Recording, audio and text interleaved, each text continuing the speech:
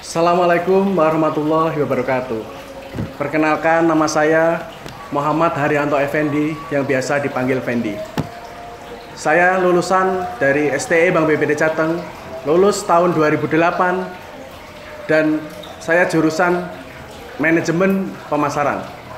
Sebelum saya bekerja di Bank Jateng, saya pernah bekerja di PT Nusantara Sakti, pernah bekerja di BRI dan bekerja di BNI. Saya alhamdulillah per Januari 2017 join dengan Bank Jateng. Saya penempatan di Gading, Surakarta menjadi credit officer. Per September tahun 2017 saya diberi amanah baru. Saya mendapat job desk baru menjadi analis kredit mikro, penempatan di Bank Jateng cabang Ungaran.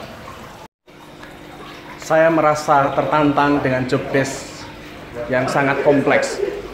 AKM bertugas mulai mencari debitur, menganalisa, mencairkan, dan memaintain nasabah sampai dengan lunas.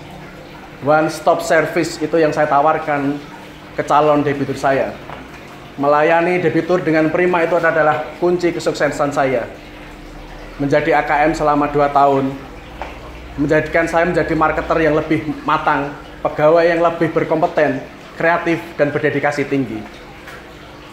Berbekal dengan itu, saya siap berkontribusi untuk menjadikan Bank Jateng menjadi lebih baik, menjadi bank yang lebih besar, tambah besar, Bank Jateng Jaya. Assalamualaikum warahmatullahi wabarakatuh.